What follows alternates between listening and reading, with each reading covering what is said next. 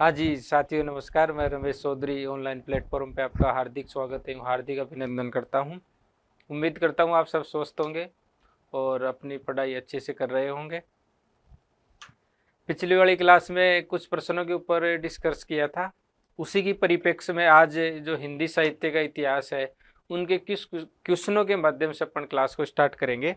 और उन क्वेश्चनों का बताने का मतलब ये है कि किस प्रकार से एग्जाम में प्रश्न आएंगे और किस प्रकार से प्रश्नों को क्या करोगे, हल करोगे। यानी एग्जाम में देखो, देखा जाए तो जो भी सिलेबस होता है, सिलेबस आप सब लोग कवर करते हो, ये पक्की बात है। और उस सिलेबस में से 90%, 80% जो सिलेबस होता है वो आपका पढ़ा हुआ भी होता है। और इतना परसेंट पढ़े होने के बाद भी अगर अपना सिलेक्शन नहीं होता है, क्योंकि कट ऑफ तो ज़्यादा माने अपन 70 के आसपास रहती है, अपन ने सिलेबस पढ़ा है 90 से 80% तक है, फिर भी सिलेक्शन नहीं होता है, क्या कारण है? जिस दिन इन कारणों का पता लग जाएगा उस दिन अपना सिलेक्शन भी हो जाएगा। यानी पढ़ने के साथ साथ सबसे जरूरी क्या है? सबसे जरूरी है कि जो पढ़ा है ना उसको रिकॉल करना। और जब तक जो पढ़ा हुआ रिकॉल नहीं होगा तब तक वो मेमोरी में स्थायी नहीं होगा। तो याद करने का सबसे बढ़िया और सबसे आसान तरीका है कि आप जो भी पढ़ो, उस जो भी पढ़ा है उसका क्या करो, आपको रिकॉल करना है। और जब आप उसको रिकॉल करोगे, चिंतन करोगे, मनन करोगे उसका, तो वो क्या है, मेमोरी में स्थायी होता जाएगा, जिससे जो भूलने की समस्या है वो भी उत्पन्न नहीं होगी। यानी अगर आप 4 घंटे पढ़ रहे हो तो उसका 30 मिनट के टाइम में आप उसका रिकॉल कर सकते हो। यानी सबसे जरूरी क्या है? सबसे जरूरी है पढ़ने के बाद रिकॉल करना। और रिकॉल करने का एक सबसे आसान तरीका है कि जो ऑब्जेक्टिव क्वेश्चन है, जैसे मैं आज जो ऑब्जेक्टिव क्वेश्चन लेके आया हूँ, उन ऑब्जेक्टिव क्वेश्चन बताने का मतलब आपके सामने ये नहीं है कि किस प्रकार से परीक्षा में प्रश्न आएंगे या ये क्वेश्चन एग्जाम में आएंगे। उन प्रश्नों के माध्यम से ये बताने का तात्पर्य है कि जो सब्जेक्ट का जो पूरा टॉपिक होता है, चैप्टर होता है, उसका रिकॉल एक प्रश्न के माध्यम से कैसे किया जाता है, उसके बारे में आज डिस्कस करेंगे। हाँ जी, बात करें, देखो एक एक प्रश्न के माध्यम से आपको यह पता लगेगा क्या कि किसी टॉपिक का रिकॉल किस माध्यम से किया जाता है। हिंदी साहित्य का इतिहास एक लंबा और वृहद इतिहास है जिसमें अनेक रचनाएं शामिल हैं।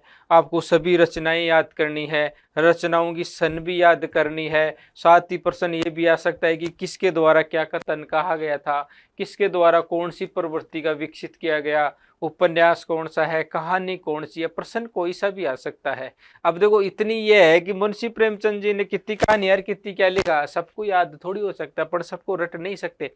लेकिन जब अपन कोई प्रश्न के ऊपर डिस्कस करते हैं, उस प्रश्न में उसके माध्यम प्रश्न के माध्यम से आप पूरे टॉपिक का क्या कर सकते हो, रिकॉल कर सकते हो। किस प्रकार से कर सकते हो? जैसे यहाँ पर पहला प्रश्न है, आचार्य रामचंद्र शुक्ल के इतिहास ग्रंथ में कालों के नामकरण का आधार क्या रहा। यानी ये पूछना चाह रहे हैं, जो हिंदी साहित्य के जो इतिहास का जो नामकरण था, एक बार मैं बताऊं आपको। जैसे पहला था आदिकाल, दूसरा था भक्ति काल, तीसरा था रीतिकाल, चौथा था आधुनिक काल। जी हाँ, हिंदी साहित्य के इतिहास को इन 4 काल खंडों के माध्यम से विभक्त किया गया था। प्रश्न में ये कह रहा है कि जो आचार्य रामचंद्र शुक्ल जी ने जो इतिहास ग्रंथ है, अब ये रिकॉल किस प्रकार से करोगे? नाम आया आचार्य रामचंद्र शुक्ल के इतिहास ग्रंथ, तो इनके इतिहास ग्रंथ का क्या नाम था? इनके इतिहास ग्रंथ का नाम था हिंदी साहित्य का इतिहास। जी हाँ, ग्रंथ का नाम था हिंदी साहित्य का इतिहास। कब प्रकाशित हुआ? 1929 में। किसके माध्यम से प्रकाशित हुआ? याद करो, हिंदी शब्द सागर की भूमिका में 1928 में।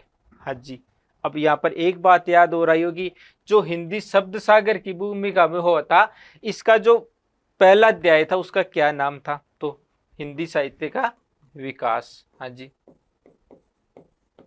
हिंदी साहित्य का विकास किसके माध्यम से प्रकाशित हुआ? बृहदित्या। आप इस प्रकार से देखो, प्रश्न एक है अपना, यानी आचार्य रामचंद्र शुक्ल। रामचंद्र शुक्ल के बाद इनके इतिहास ग्रंथ का क्या नाम है?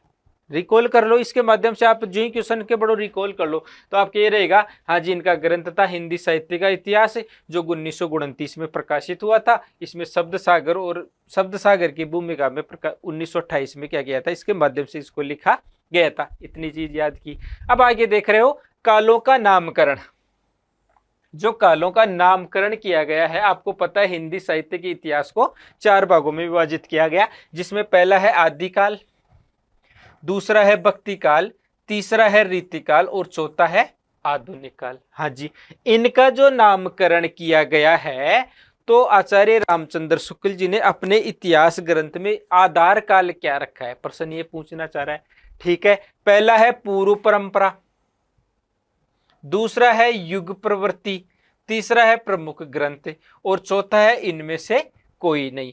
हाँ जी, जो आचार्य रामचंद्र शुक्ल जी का जो आधार रहा था, वो रहा था युग प्रवृत्ति को इन्होंने क्या किया था? विशेष महत्व दिया था। यानी इनका जो इतिहास ग्रंथ है, उनका मुख्य आधार क्या था? युग प्रवृत्ति। ठीक है, अब यहाँ पर इस प्रश्न को देखने से ये समझ में आया होगा कि देखो, रिकॉल एक टॉपिक का किया अपन ने, आप और भी कर सकते हो कि इन्होंने युग प्रवृत्ति का दिया। आचार्य रामचंद्र शुक्ल जी ने हिंदी साहित्य इतिहास लेखन में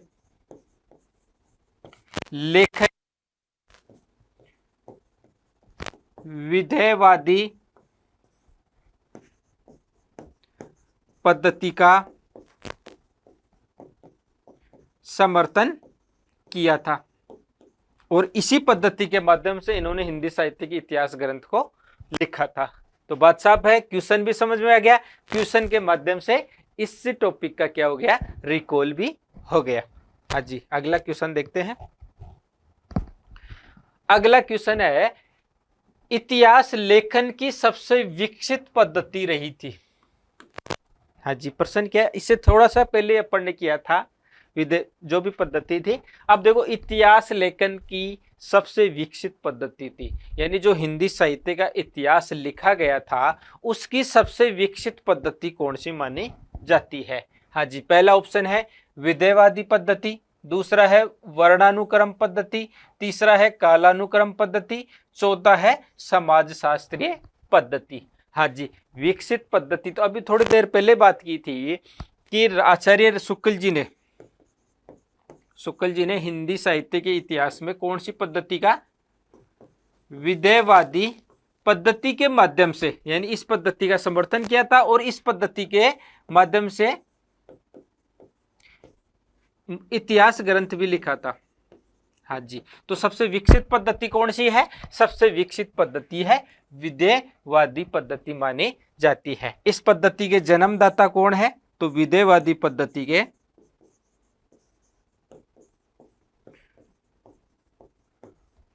के जन्मदाता फ्रेंच विद्वान तेन माने जाते हैं। हाँ जी, बात कर रहे हैं हिंदी साहित्य में सबसे विकसित पद्धति कौन सी है? तो विकसित पद्धति है विधेयवादी पद्धति। आचार्य रामचंद्र शुक्ल जी ने भी इस पद्धति का समर्थन भी किया है और इस पद्धति के माध्यम से हिंदी साहित्य का इतिहास ग्रंथ भी लिखा है। बात करें विधेयवादी पद्धति आई कहां से, तो अपन बात कर रहे हैं विधेयवादी पद्धति फ्रेंच विद्वान तेन मोदे थे, इनके द्वारा इस पद्धति को क्या किया गया था? विकसित किया गया था। हाँ जी, बात समझ में आ गई। अब आगे अपन इसका करते हैं। तो देखो, आप याद करो वर्णानुक्रम पद्धति, तो जो गारसा तासी के द्वारा जो इतिहास ग्रंथ लिखा गया था, उस पद्धति में किस पद्धति का प्रयोग किया गया था, उसमें वर्णानुक्रम पद्धति का प्रयोग किया था। यानी वर्णानुक्रम पद्धति में क्या होता है कि वर्णों के आधार पर इतिहास ग्रंथों को क्रमबद्ध करना। जैसे किस प्रकार किया जाता है, मैं यहां लिख रहा हूं कबीर, केशवदास या कोई भी। तो इसमें इन्होंने क्या किया है कि ये जो लेखक हैं इनका जो पहला नाम है कै, इसका पहला नाम क्या है कै। तो इन्होंने क्या किया, नामों के एक एक वर्ण को लेकर उन ग्रंथों का क्या किया, क्रम निर्धारित किया था। और आचार्य विदेशी विद्वान जो पहले विद्वान थे जिन्होंने हिंदी साहित्य के इतिहास लिखने का पहला प्रयास किया था, इन्होंने क्या किया था, इस वर्णानुक्रम पद्धति का क्या किया था, समर्थन किया था। हाँ जी, बात समझ में आ गई। अगर दूसरा बात करें कालानुक्रम पद्धति, तो जॉर्ज ग्रेसन ने क्या किया था, कालानुक्रम पद्धति का क्या किया था, समर्थन किया था। द मॉडर्न जो इनका इतिहास ग्रंथ था, इसमें इन्होंने क्या किया था, कालानुक्रम पद्धति का समर्थन किया था। और इन्होंने 952 कवियों को अपने हिंदी साहित्य के इतिहास ग्रंथ में सम्मिलित किया था। याद करो 1957 में किशोरी लाल गुप्त जी,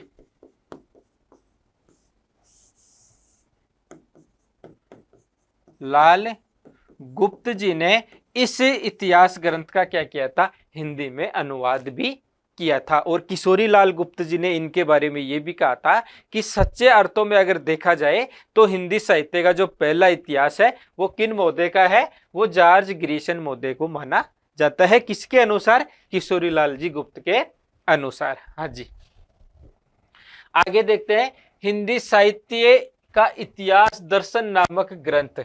हाँ जी, इसमें साहित्य इतिहास ग्रंथ दर्शन नामक ग्रंथ के लेखक कौन है, तो देखो विजेंद्र स्नातक, doctor Nalin विलोचन Sharma, doctor Namvar Singh, doctor विनय मोहन। हाँ जी, इस इतिहास ग्रंथ की बात करें, अगर इतिहास दर्शन ग्रंथ की बात करें तो इसके लेखक कौन थे, इसके लेखक थे डॉक्टर नलिन विलोचन शर्मा जी ने। इन्होंने क्या किया था, इस इतिहास ग्रंथ का क्या किया था, लेखन किया था। हाँ, तो ये ग्रंथ इनका माना जाता है। अगला देखें, इनमें से किस साहित्य इतिहासकार ने अपने इतिहास ग्रंथ में हिंदी के गद्य साहित्य को गद्य का आविर्भाव या गद्य का परिवर्तन या गद्य का प्रसार और गद्य की वर्तमान गति का नाम खंडों में विभक्त नामक खंडों में विभक्त किया था। यानी ये जो इतिहास ग्रंथ था, इसमें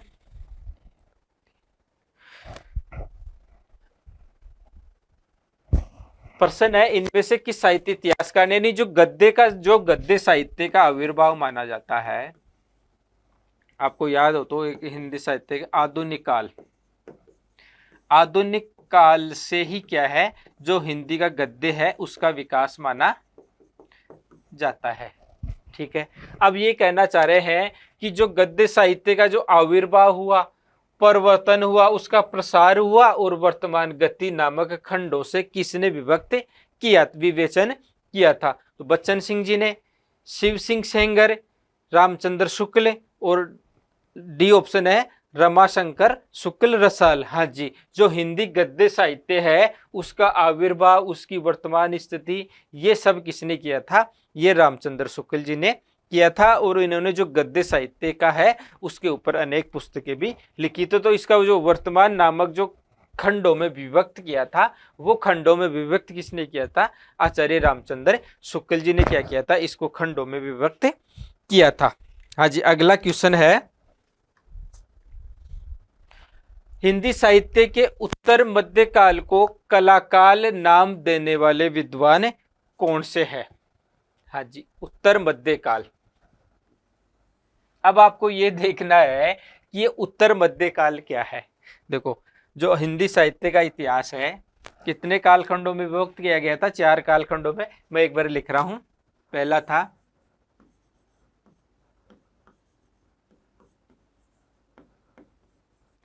आदिकाल, भक्ति काल,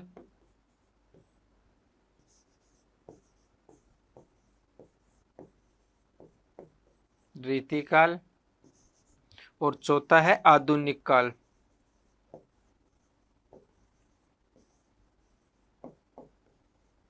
हाँ जी। अब इसमें जो ये भक्ति काल और रीति काल था, इसको क्या किया था, इसको बोलते थे पूर्व मध्य काल।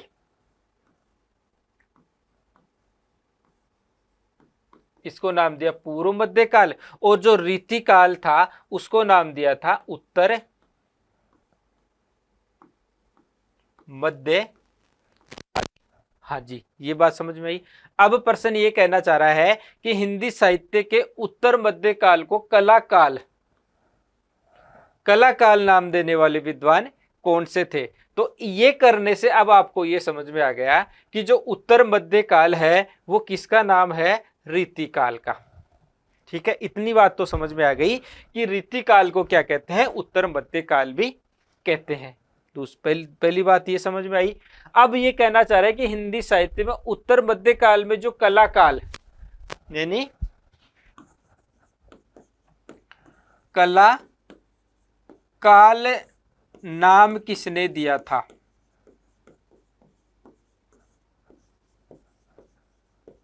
ये पूछना चाह रहा है। अब आपको ये तो याद हो गया कि उत्तर मध्य काल यानी रीति काल का नाम कला काल किसने दिया था। आंसर ये देना है। पहला ऑप्शन है मिश्र बंधु विनोद ने, दूसरा ऑप्शन है रमाशंकर शुक्ल रसाल ने, विश्वनाथ मिश्र ने, और चौथा है रामचंद्र शुक्ल ने। तो देखो इसमें जो हिंदी साहित्य के जो कला काल का नाम है वो किसने दिया था, वो दिया था रमाशंकर शुक्ल रसाल ने। मिश्र बंधु विनोद ने क्या दिया था, श्रृंगार काल। रामचंद्र आचार्य शुक्ल जी ने क्या दिया था, शुक्ल जी ने इसका नाम दिया था रीति काल। यानी जो हिंदी साहित्य के इतिहास में जो कला काल है वो कला काल नाम किसने दिया था, वो कला काल नाम दिया था विश्वशंकर रमाशंकर शुक्ल रसाल ने क्या दिया था, इसका नाम कला काल नाम दिया था। हाँ जी,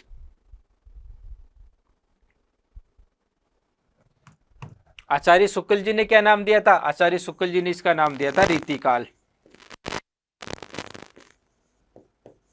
विश्वनाथ की बात करें तो विश्वनाथ ने दिया था श्रृंगार काल। इस प्रकार इन्होंने क्या किया था, रीति काल को भी अलग अलग नामों से विभक्त किया था। हाँ जी, अगले क्वेश्चन पे बात करें तो अगला क्वेश्चन है the modern vernacular literature of Hindustani के लेखक कौन है। हाँ जी, वर्नाक्यूलर लिटरेचर ऑफ हिंदुस्तानी के लेखक कौन से हैं, George A Grierson, Garcin de Tassy, Shiv Singh Sengar, Sukhdev Bihari Mishra. हाँ जी, तो ये जो the modern vernacular literature of Hindustani के लेखक कौन है, जॉर्ज ग्रियर्सन है। याद आया होगा 1888 में ईस्वी में इस ग्रंथ का क्या हुआ था, प्रकाशन हुआ था। इसमें क्या था, इसमें 952 कवियों को सम्मिलित किया गया था। हाँ जी, दूसरी बात क्या थी, दूसरी बात थी कि इस ग्रंथ में काल कर्मानुसार इसका वो किया गया था। यानी इसमें जो पद्धति थी काल कर्म के अनुसार लिया गया था, वर्ण के अनुसार गारसा दत्ताशी ने किया था और इन्होंने किया काल कर्म अनुसार पद्धति का प्रयोग किया था। दूसरी बात क्या थी, ये कहाँ से, बंगाल जो पत्रिका है उसके माध्यम से क्या किया गया था, इसका माध्यम से इसका प्रकाशन किया गया था। हाँ जी, 1957 में डॉक्टर किशोरी लाल गुप्त जी के द्वारा इसका क्या गया था, हिंदी में प्रकाशन किया गया था। और उन्होंने ये भी बताया था कि सच्चे अर्थों में हिंदी साहित्य का पहला इतिहास ग्रंथ माना जाता है। हाँ जी, तो इसका आंसर क्या हो गया, जॉर्ज ए ग्रियर्सन।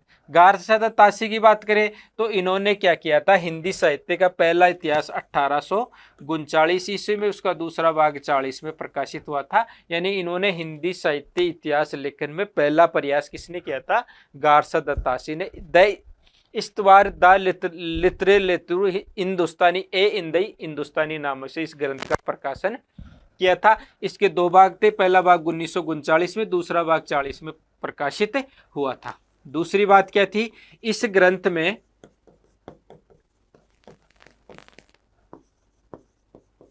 वर्णानुक्रम पद्धति का क्या किया था, प्रयोग किया था। हाँ जी, ठीक है। शिव सिंह सेगर ने क्या किया था, शिव सिंह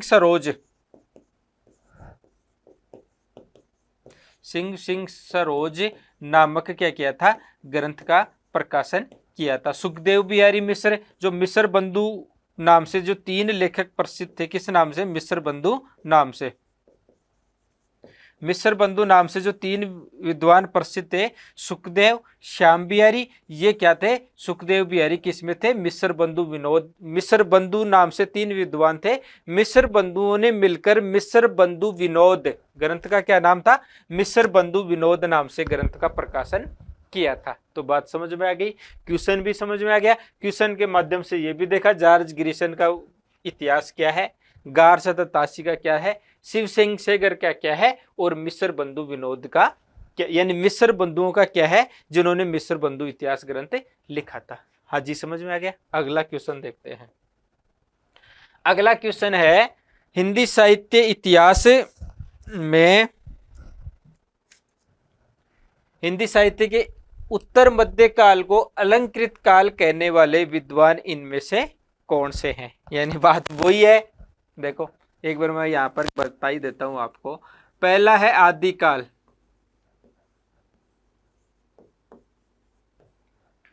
दूसरा है भक्ति काल, तीसरा है रीति काल,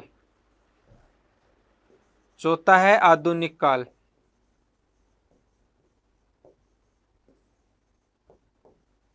अब ये देखो जो ये भक्ति काल है, इसको क्या बोलते हैं, इसको बोलते हैं पूर्व मध्य काल।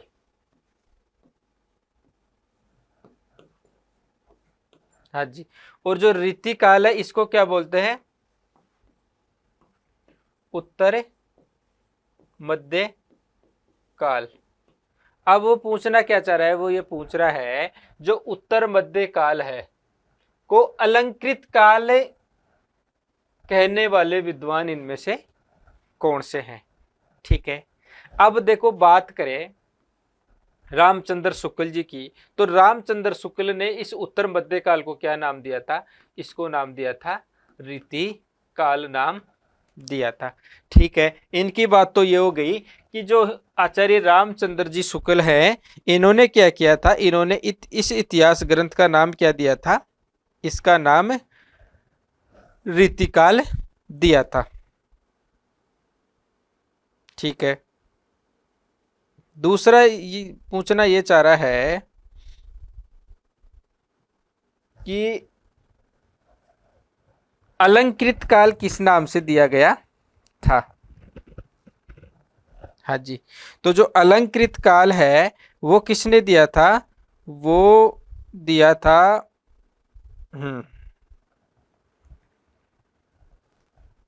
मिश्र बंधु विनोद ने। ठीक है, अगर बात करें विश्वनाथ मिश्र की, अभी थोड़ी देर पहले आया था, श्रृंगार काल नाम किसने दिया था, विश्वनाथ मिश्र ने। और जो मिश्र बंधुओं ने क्या दिया था, मिश्र बंधुओं ने दिया था अलंकृत काल। ठीक है, रामचंद्र शुक्ल ने क्या दिया था, रामचंद्र शुक्ल ने दिया था इसका नाम रीतिकाल, और विश्वनाथ ने क्या दिया था, इसका नाम श्रृंगारिक काल। और इसका आंसर क्या हो गया, मिश्र बंधु ने क्या दिया था, इसका नाम अलंकृत काल दिया था। हाँ जी, अगला क्वेश्चन की बात करें। हिंदी साहित्य का आरंभ 693 ईस्वी से मानने वाले साहित्यकार कौन सा है। हाँ जी, हिंदी यानी इन्होंने क्या किया, 693। देखो 693 से किस प्रकार माना, बात वही है। पहला है आदिकाल, ये कहना चाह रहे हैं, ये आदिकाल का समय अपन तो 1000 ईस्वी से मानते हैं, नहीं, ये इससे पहले भी जाकर 693 ईस्वी से कौन मानने वाले हैं, तो इसमें आएंगे राम कुमार वर्मा। इन्होंने क्या किया था, 693 ईस्वी से हिंदी साहित्य को आरंभिक काल माना, और इन्होंने क्या दिया, नाम दिया था, इन्होंने आदिकाल को 2 भागों में विभाजित किया था, जिसका नाम था संधि काल और दूसरा था चारण काल। यानी जो हिंदी साहित्य का जो आदि काल था, इसको आदि काल को इन्होंने क्या किया था, दो भागों में विभाजित किया था। इनका था हिंदी साहित्य का आलोचनात्मक इतिहास, हिंदी साहित्य का आलोचनात्मक ग्रंथ था, जिसका प्रकाशन 1938 ईस्वी में किया गया था। तो 693 में किसने माना था, 693 में माना था आचार्य राम कुमार वर्मा ने। अगर बात करें आचार्य शुक्ल जी का, तो शुक्ल जी ने क्या माना था, रीतिकाल। हाँ जी, हजारी प्रसाद द्विवेदी ने क्या माना था, हजारी प्रसाद द्विवेदी इसका नाम इन्होंने माना था आदिकाल, वीर गाथा काल। आचार्य रामचंद्र शुक्ल जी ने इसका नाम माना था वीर गाथा काल, ठीक है।